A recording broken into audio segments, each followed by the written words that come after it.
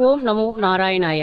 நம்ம இந்த வைகுண்ட ஏகாதேசி திருவிழாவில் இருக்கக்கூடிய சில 108 திவ்ய தேசங்கள்லையும் வைகுண்ட ஏகாதேசி திருவிழா எப்படி நடந்துச்சுன்னு பார்த்துட்டே இருக்கோம்.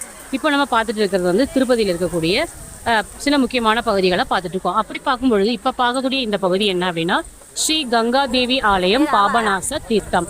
திருமலையில பரம பவித்திரமான புண்ணிய தீர்த்தங்கள்ல பாவ விமாசன தீர்த்தமும் வந்து ஒன்றுங்க.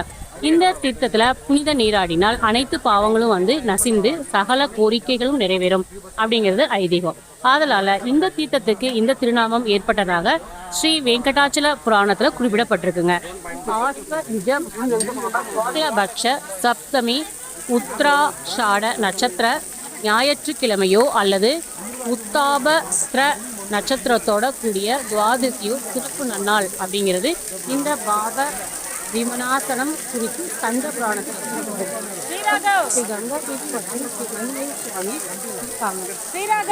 தேவஸ்தானத்தால்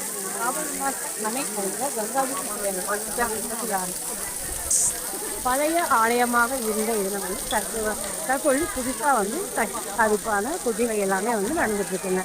இந்த சித்தத்தில் நீராடும் பொழுது நம்மளுடைய பாவங்கள் எல்லாமே வந்து தீர்ந்தோம் அப்படிங்கிறது ஐதீகமாக குறிப்பிடப்பட்டிருக்கணும். என்ன அப்படின்னா ஸ்ரீ வெங்கடாச்சல புராணத்திலையும் ஸ்கந்த புராணத்திலையும் வந்து இந்த இடத்தை வந்து மிக அழகாக வந்து விவரிச்சிருக்காங்க. இந்த தீர்த்தத்தில் நீராடி நம்மளுடைய பாவங்களை எல்லாம் தீர்த்துக்குவோம். நம்மளால இந்த தீர்த்தத்தில் நீராட முடியலைனாலும் இந்த தீர்த்தத்தையாவது தரிசனம் செஞ்சிருக்கோம். நம்மளுடைய பாவங்கள் எல்லாம் அகன்றோம் அப்படிங்கிறது நம்பிக்கையாக கருதப்படக்கூடிய ஒரு விஷயமாக இருக்குங்க. இங்கே நம்முடைய திருப்பதியில் இந்த கங்கா தேவியையும் இந்த பாப விமோச்சன தீர்த்தத்தையும் நம்ம பார்த்து நம்மளுடைய இறையருடன் நம்ம பெறுவோம். ஓம் நமோ நாராயணாய.